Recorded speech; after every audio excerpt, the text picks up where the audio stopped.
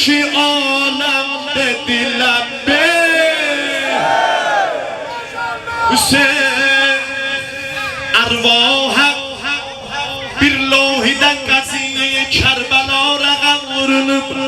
hamı baxır arvaha görsədiblə bəlanın numunəsin bugünkü qəzaya rəqəm vurulub ta əsqərin görüblə əl üstündə ölməsin ərbab iddia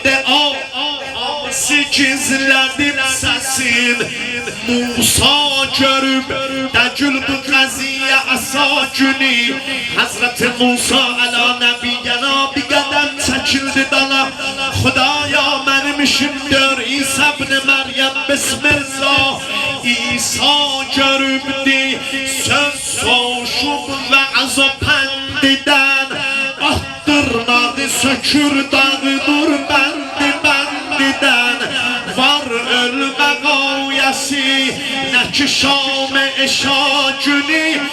Həzrət İsa'dan çəkildi dala Xuda məni məzur tut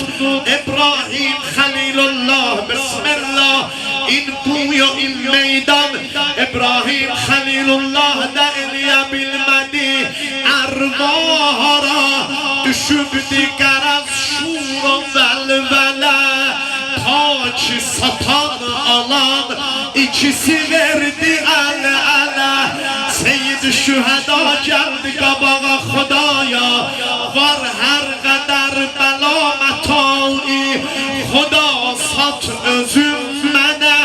Mən qaşmaram nə qədri ola ibtila günü Baxdı Hüseyin 6 aylıq balon qucağında oxlanar Rezəm Berezaik Ay heyət Əli Əkbər Əli Əkbər kimi cavan balonu erbən erbağlar Xudaya rezəm be qəzaik Başlar uz neyzədə şəhərlər gəzər Xudaya təslimən lə'nrək Hər nəyi qəbul elədi Qarət görəndə Düşdü təfəkkür kəməndinə Xudaya mən şəhid olandan sonra Balalarını soysalar neylərəm Birdən nə gördü Zeynəb əlin qoydu çininə Yəni darıxma mən də varam Kərbəla günü Səs gəlibdir ya Hüseyin Mənzur əgər yoldaşdadır Eşri bölsün 5 yerə 4 bacı qardaşdadır Namiyə diqqətlə bir bax Zeynəb adı başdadır Tapşırılmış Zeynəbə Teflan-ı sərgərdan-ı eşq Səs gəlib eşqidə sabit qədəmim vardı Hüseyin